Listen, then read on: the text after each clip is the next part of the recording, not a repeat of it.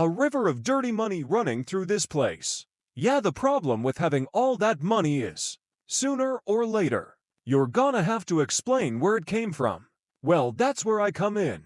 The Shawshank Redemption has captivated viewers for many years, with devoted fans of the beloved movie likely enjoying multiple viewings. Making a few friends, aren't I? I wouldn't say friends, I'm a convicted murderer who provides sound financial planning.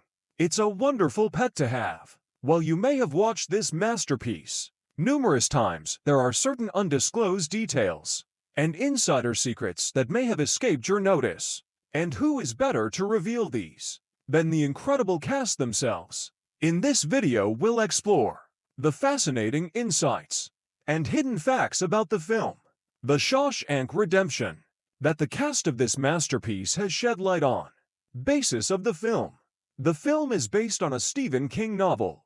Stephen King, famous for his scary books, is often called the king of horror. He has also dabbled in other types of stories, like thrillers, crime, sci-fi, fantasy, and mysteries.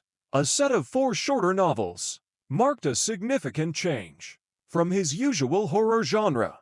Some of the movies based on King's works include Carrie, The Shining, The Dead Zone, Christine, Stand By Me, Misery, The Shawshank Redemption, Dolores Claiborne, The Green Mile, and It. King got a $5,000 check for the picture rights, but he never cashed it years later. He framed the check and gave it to director Frank Darabont, saying, "In case you ever need bail money, Steve Love now." Let's explore what went in between the director and cast's director and cast. Almost a different director was in the picture. After holding on to the filmmaking rights, filmmaker Darabont was tempted with a $12 million offer from Rob Reiner to give up control of the project. Despite the tempting offer, Darabont declined, believing it was his opportunity to create something truly exceptional. Reiner became Darabont's mentor on the project. From Darabont came the now iconic casting choices that would define the project, and piece by piece the movie took shape. But the serendipity associated with Shawshank makes it ripe for playing the what-if game. But in the end, he was proven right. If Reiner had cast Harrison Ford and Tom Cruise as Red and Andy, the movie would have had a very different outcome. Nobody is disappointed about Darabont's choice to maintain control of the film. Morgan Freeman wasn't the only choice for Red.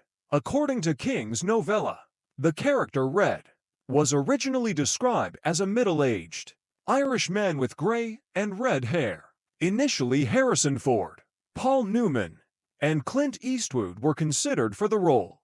Ford was Reiner's first choice to play opposite Cruise's Andy Dufresne to match the character description.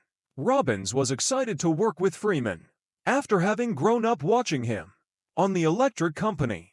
Freeman himself has cited the script as being among the best he'd ever read, and was delighted at the chance to be in the film in any role.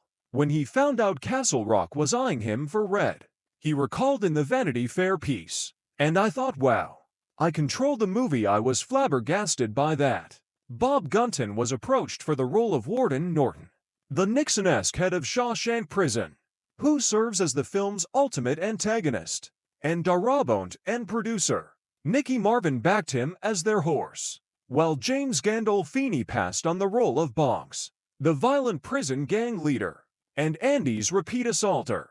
William Sadler as Haywood, a member of Red's gang of long-serving convicts. Clancy Brown as Byron Hadley, the brutal captain of the prison guards.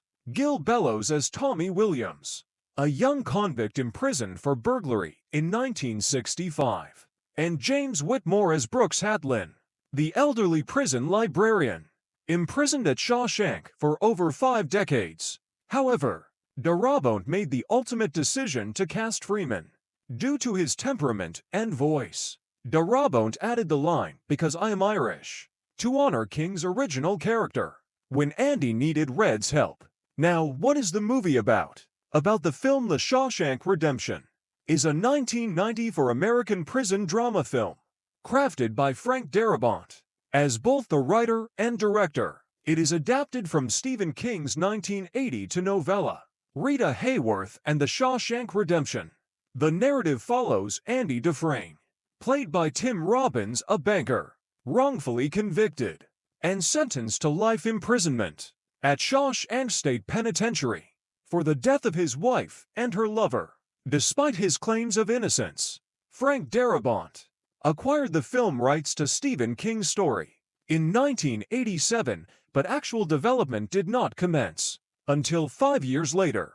He wrote the script in just 8 weeks after submitting the script to Castle Rock Entertainment.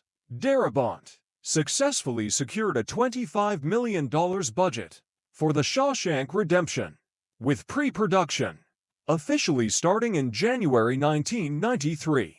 Although The Shawshank Redemption was met with critical acclaim upon its release, especially for its storyline, the performances of Tim Robbins and Morgan Freeman, Thomas Newman's score, Frank Darabont's direction and screenplay, and Roger Dickens's cinematography, the film struggled at the box office, grossing only $16 million. During its initial theatrical run, the film only gained popularity when more than 320,000 VHS rental copies were distributed across the United States, and due to its award nominations and positive word of mouth, it became the top video rental of 1995. After Castle Rock Entertainment was purchased by Turner Broadcasting System, the broadcast rights were acquired, leading to regular screenings on the TNT network starting in 1997, which significantly boosted its popularity. Even decades after its release, The Shawshank Redemption continues to be regularly broadcast and remains popular in many countries. Audience members and celebrities often cite the film as a source of inspiration. It is frequently named a favorite in various surveys, contributing to its recognition as one of the most beloved films ever made. In 2015, the United States Library of Congress selected the film for preservation in the National Film Registry, acknowledging its culturally, historically, or aesthetically significant qualities. It went on to receive multiple award nominations, including 7 Academy Award nominations and a theatrical re-release. The film tells the story of the innocent man, Andy Dufresne, who is wrongly sentenced to back-to-back life terms in Shawshank Prison. Throughout its 140-minute runtime, it explores Andy's journey via his fellow inmates, the concept of imprisonment, mental as well as physical, the nuances of the prison, the industrial complex, and justice. It opened to modest box office numbers and was boxed out of winning any of its 7 Oscar nominations in a crowded 1994 class. Nevertheless, it became a cultural mainstay, ascending to the top of the IMDb Top 150 list and placing on countless critics' lists of essential movies. Although the project was by no means a guaranteed success even from the start, decisions were made that could have seismically altered the final product. Frank Darabont, then a screenwriter who had a pre-existing relationship with King, having adapted several of his works since the 80s, made his directorial debut.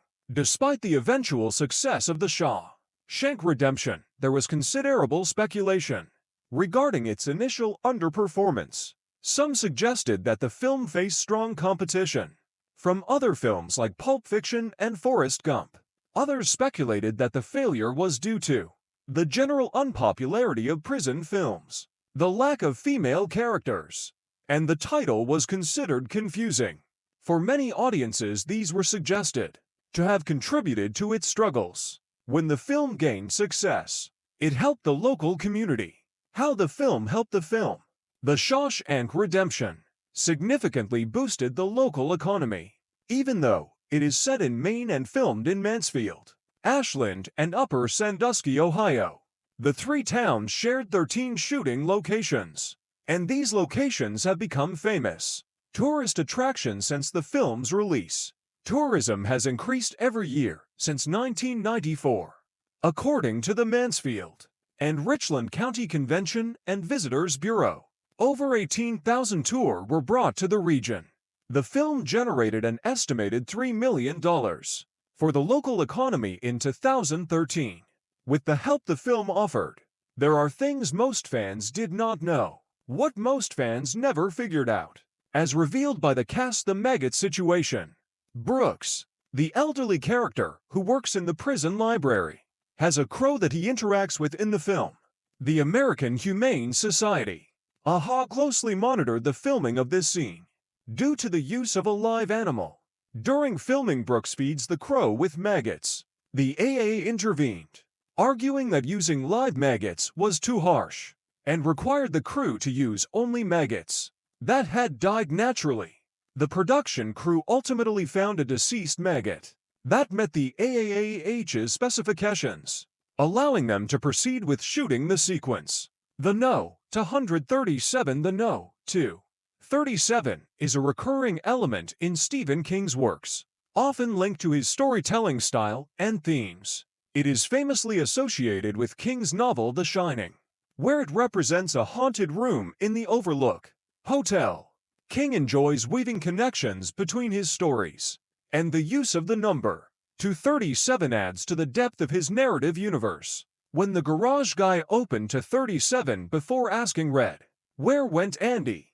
director Frank Darabont chose to incorporate the number 237 in the film, connecting it to King's broader body of work. Additionally, 2 and 37 ties to the amount of money the characters had in King's novella The Body, which was adapted into the film Stand By Me. Red's previous life. When Andy questioned Red about why he was in Shawshank, he said he committed something bad.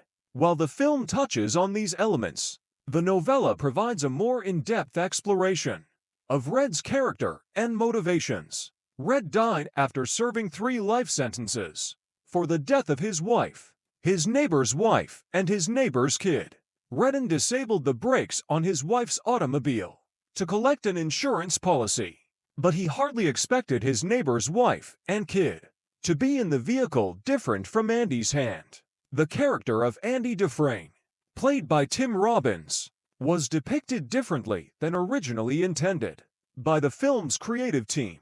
The close-up shots of his hand belong to filmmaker Frank Darabont. Darabont completed the scene where he loads the gun in the opening and then carved his name under the cell wall. In post-production, Darabont felt it was essential to execute these moments to align with his vision for the final project, ensuring that it resonated with the audience. Multiple Freemans. Most people don't know that the mugshot of the young guy with the pro tag isn't Morgan Freeman or anyone else famous. It's a photo of Morgan's son, Alfonso Freeman.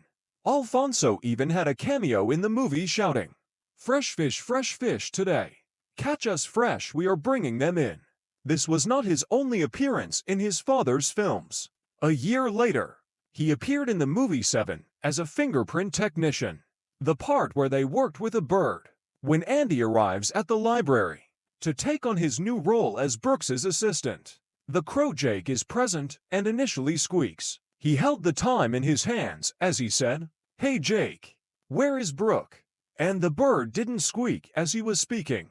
Tim Robbins, who played Andy, grew familiar with Jake's habits over time, and he learned to pick up on the bird's squeaking mannerisms, ensuring that it did not interrupt the flow of the scene.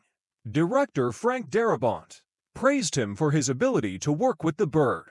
If you watch closely, you can see Robbins observing Jake and timing his dialogue delivery to coincide with the crow's squeaks. The scene lasted for 9 hours. During filming, Red is seen tossing a baseball back and forth with Haywood at the moment when Andy and Red speak, although the symbol says it was everything from Zeppelin film, which symbolizes friendship, hope, and a sense of normalcy amidst the harsh realities of prison life, and represents the small moments of joy that the inmates cling to while serving their sentences. During this moment, Andy is engaged in a significant conversation, emphasizing the contrast between the serious themes of freedom and hope and the everyday interactions of the inmates. The shop Dylan was shot over 9 hours. with Freeman continuously tossing the baseball without protest and maintaining the action of tossing the baseball every time the camera was rolling. Due to injuries to his shoulder, Freeman arrived on set the following day wearing an arm sling. The cut parts from the movie. Although the film appears complete, several moments that added depth to the storyline were cut. One such moment involved the convicts finding Brooks's crow dead in a field and giving it a proper burial after Brooks was released.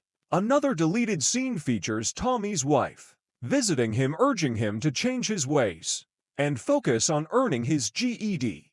In a separate deleted scene, Red experiences a panic attack in a grocery store and rushes to the restroom as the environment reminds him of his past. This makes his visit to the tree and rocks more significant since he sees himself performing the opposite of what Brooks had to be him. The problem with the recording. There was a recording issue when the voiceover by Morgan Freeman was actually recorded before filming and played aloud by the production team. To establish the pace for the scene in Ailey, Freeman recorded the full narration for 40 minutes. However, something went awry, and the music wasn't synced properly. This led to sound professionals in Los Angeles working on a solution. As a result, they recorded the entire narration in a real studio, which took 3 weeks to accomplish. The switch in the title. Stephen King's original novella was titled Rita Hayworth and Shawshank Redemption, but it was shortened to The Shawshank Redemption. This change was made because some in Hollywood were starting to believe that the film was a biography of actress Rita Hayworth. Director Frank Darabont initially requested auditions for young actresses and supermodels to portray Rita Hayworth before the title was reduced. The secret is that Rita Hayworth only appears when her character is relevant to the story. Even before these shocking revelations were made, the film has been analyzed. The additional actors were previously incarcerated individuals. Filmmaking often comes with its own set of challenges, and in the case of The Shawshank Redemption, the production faced unique hurdles in casting extras to create an authentic prison environment. Locals were initially recruited to play convicts, but returned to their normal 9-to-5 jobs after just 1 day of filming, and this left the director needing a quick solution to fill the roles. The production crew turned to a halfway house to acquire the necessary extras, and many individuals cast in the film were actual former criminals. It is reasonable to conclude that the extras, particularly those from the halfway house and former criminals, were likely prepared for their roles. In The Shawshank Redemption, many of the extras had first-hand experience with the prison system, and their background may have provided them with insights into the dynamics and challenges of prison life. That's not a real prison. Yes, Shawshank Prison is indeed a fictional setting, but the film used the real-life Ohio State Reformatory in Mansfield, Ohio for its exterior shots. The Ohio State Reformatory was the only authentic location used for the film. The interior of the reformatory was in disrepair, leading filmmakers to use a sound stage to capture interior scenes. And this decision was made because it was believed that constructing a duplicate set would be more cost-effective than restoring the damaged prison. The filmmakers did not cut corners in the design, ensuring that the set appeared convincingly like a real prison. As a result, audiences assumed that the film was set in a genuine prison, contributing to its immersive quality. A true depiction. Captain Hadley, portrayed by actor Clancy Brown, is indeed remembered as one of the most notorious characters in film history. Brown was approached by the filmmakers to ensure a realistic portrayal of Captain Hadley, but chose to turn them down. To avoid misrepresenting actual jail personnel, he was concerned about the potential impact his portrayal could have on the reputation of real-life correctional officers, and he understood the importance of fully committing to the role, which allowed him to deliver a powerful performance that captured the character's brutality and complexity. As a result of Brown's outstanding performance, Captain Hadley remains notorious and is often cited as one of the most vile and memorable villains in cinematic history. That sewage is fake. In the film's finale, the breakout scene is significant and memorable, as the scene involves him wading through what appears to be human feces. Fortunately for actor Tim Robbins, the feces were not real. Instead, it was a concoction made of chocolate syrup, sawdust and water, because he was not forced to serve through real human feces by the filmmakers. The slush was far more delicious than you would imagine. Visitors to the historic sets have humorously noted that the pipes still smell like chocolate, a quirky reminder of the film's production. The entire collection nearly went up in flames. The construction and filming of The Shawshank Redemption involved some unique challenges and creative solutions. The Shawshank prison set was constructed entirely by hand. The Shawshank prison set was constructed entirely by hand, featuring plastic sheets covering the windows. The use of plastic was intended to create the illusion of daylight in the gliding corridors, and the plastic was a fire hazard, as it could catch fire if lights were placed too close. Notably, a fire did break out due to the plastic catching fire, but fortunately the director and an extra used coffee to extinguish the flames before they escalated. The set would have burned down that day, thanks to a long-term coffee addiction. Shawshank citations. Stephen King has a strong affinity for Shawshank Prison, frequently referencing it in his works. King regards Shawshank Prison as a pivotal setting in several of his scary tales, and often incorporates it into his narratives. He enjoys creating connections between his various stories, based on one of King's books, a movie The Lawnmower Man, featuring a lawyer threatening to send her husband to Shawshank for his crime against their daughter. His novels The Fifth Quarter, Needful Things, The Stand, and Dolores Claiborne all refer to Shawshank Prison. These references not only illustrate King's fascination with Shawshank, but also contribute to the prison's cultural significance within the horror and fiction genres. Shawshank Memorabilia. Over time, Ohio has turned into a well-liked spot for visitors because of the Shawshank Redemption. Various nearby stores sell items linked to the movie, such as Shawshank Bundt cakes and reformatory red wines, which are available along the Ohio Shawshank Trail. Moreover, some tourists enjoy a piece of redemption pie from a pizza place owned by two cousins, not receiving an award, not one award. Despite the film receiving 7 Academy Award nominations, Thomas Newman has yet to be nominated for production design for The Shawshank Redemption. Interestingly, even though he won 2 Oscars for his production work, in the 1960s he was overlooked. Frank Darabont, the filmmaker, mentioned that Marshall C. was so lifelike that no one could have mistaken it for anything other than a soundstage. He expressed regret, stating that Thomas Newman belongs to the category of those who are recognized for their contributions, but not always acknowledged. Who referred the cinematographer? It was Tom Robbins who referred to the cinematographer when he took the role of Andy. The look of Shawshank is a big part of its success. You can thank cinematographer Roger Dickens for that. Considered one of the all-time best at his chosen profession, he has been nominated for 15 Oscars, winning twice. Deakins is a longtime collaborator of the Coen brothers, which is how Tim Robbins met them. King's name was largely kept out of the promotions. King is one of the most popular and prolific authors ever. You'd think his name would be a big part of the promotion. Some movies and TV shows have been sold primarily on King's involvement. Shawshank was different though. They barely mentioned King when it came to promoting the movie release. The studio wanted a more prestigious audience and felt that, with the association of King's and his story, fans might just be full. The tree from the movie no longer stands. In the film, Andy leaves a note under an oak tree for Red that directs Red to their reunion in Mexico. It became known as the Shawshank Tree, and became a bit of a tourist attraction. Then in 2011 the tree was struck by lightning. While the tree stayed up it was damaged.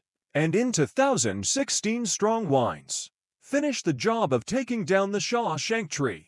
In 2017 they cut the tree down and used it to make Shawshank Memorabilia.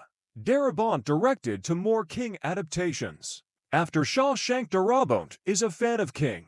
He has directed to more films based on King stories. One of them, The Green Mile, was a big hit and got Oscar nominations. The other, The Mist, has its fans but was not quite as popular. Freeman has never narrated a film before Shawshank. Freeman serves as the narrator for the Shawshank Redemption. These days we're used to Freeman's sonorous voice narrating a movie or TV show. It's practically a trope at this point. He narrates documentaries like March of the Penguins. Of course, Freeman hasn't been narrating movies forever, even if it seems like it. In fact, Shawshank was his first time providing a film's narration. Tom Cruise attended table reads for Andy, but turned the movie down. As with any movie, there are casting plans that never come to fruition. One of those for this film involved Tom Cruise. Cruise went so far as to attend table reads for the role of Andy, the lead of the movie. However, Cruise was reticent to work with a director as inexperienced as Darabont. That left the opening for Robbins to step in. Darabont didn't want Hadley to be too realistic. Clancy Brown said he received offers from real-life corrections officers to help make his portrayal of Hadley realistic. He was going to do it, but when he spoke to Frank Darabont, he told him to turn them down. Darabont told Brown that how we see Hadley isn't necessarily how he is. It's how Andy and Red see him, which is interesting. Darabont took inspiration from one of the greats, an unlikely source for the Shawshank Redemption maybe, but Darabont has said that he took inspiration from Goodfellas 1990, directed by Martin Scorsese. Goodfellas also features iconic narration, delivered by Ray Liotta. Darabont said he thought Scorsese handled that narration so well that during production, he watched Goodfellas every Sunday.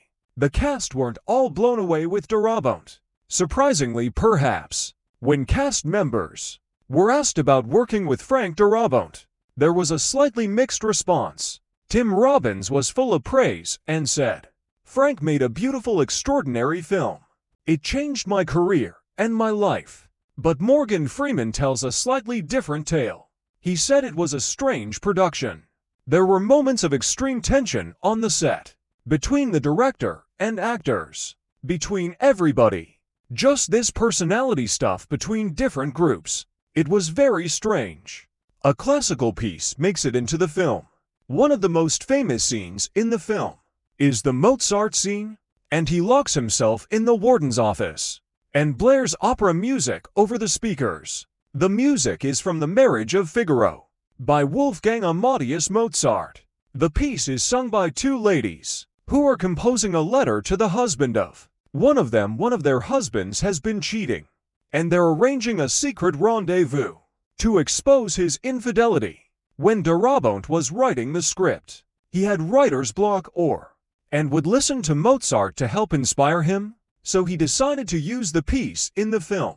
Also, the moment that Andy turns up, the speakers that weren't in the script, was Tim Robbins' idea. Tim Robbins did a lot of preparation for the film.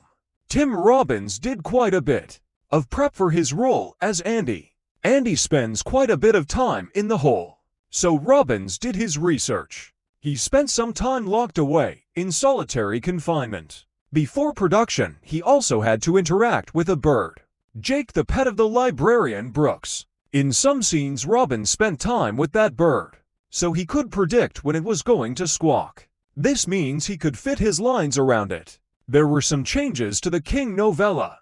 There's a major change to how the film ends. Compared to the book, the film famously ends on Ziwawa, Taniho Beach with Andy and Red reunited. King's book, however, was more ambiguous. The short story ends a few scenes earlier. Red is on the bus at the beginning of his adventure, and the book ends with his line, "I hope to see my friend again." I hope in the book, Andy smuggled $500 into the prison up his bottom, and he uses this money to pay other inmates to beat up Boggs. Boggs is the leader of the sisters, who assaults Andy repeatedly. In the film, it's Hadley who paralyzes Boggs. Tommy wasn't dead in the book. The warden just has him transferred to another prison.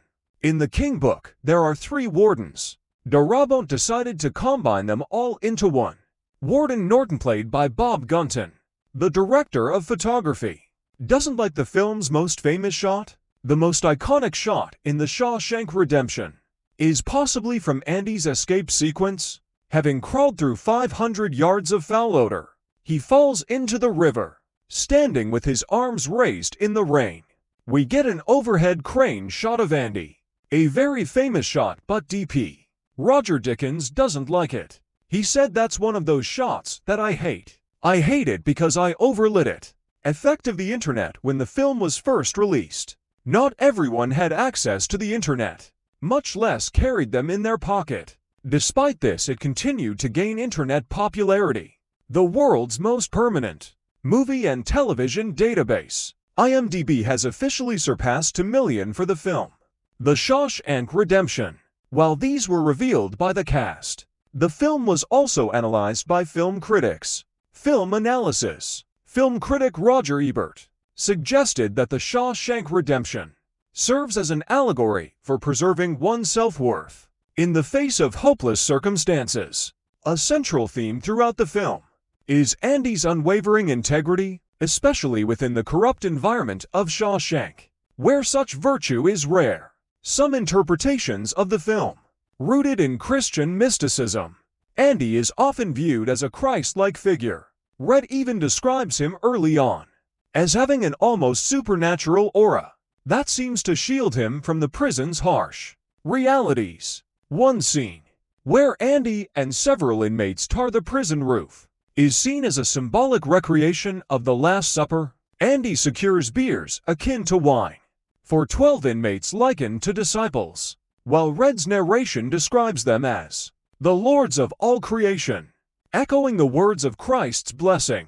Director Frank Darabont acknowledged that, while these religious parallels weren't intentional, he welcomed the idea that viewers could draw their own meanings from the film. For instance, the discovery of the marriage of Figaro record is described in the screenplay as a moment of divine revelation, likened to finding the Holy Grail, as its music brings the prison to a standstill and even causes the sick to rise from their beds. Zihuatanejo, the idyllic town in Mexico that becomes Andy's destination, has often been interpreted as a symbol of heaven or paradise. Andy describes it as a place with no memory, a form of absolution where past sins are forgotten, symbolically cleansed by the Pacific Ocean, whose very name means peaceful. Andy's dream of escape to Cihuatlano only surfaces after he confesses his feelings of guilt over his wife's death. Similarly, Red only gains his freedom after he comes to terms with his past and accepts that he cannot undo his crimes. Morgan Freeman has described Red's journey as one of salvation, not through innocence like Andy, but through self-forgiveness. The friendship between Andy and Red has also been highlighted as a rare, deeply emotional yet non-sexual bond between 2 men. Unlike many film portrayals that rely on action, romance, or crime-driven plots, philosopher Alexander Hooke argued that their true liberation lies in their connection, a friendship defined by shared humor, trust, and genuine joy. If you enjoyed this video, like and subscribe, and also click the next video shown on your screen.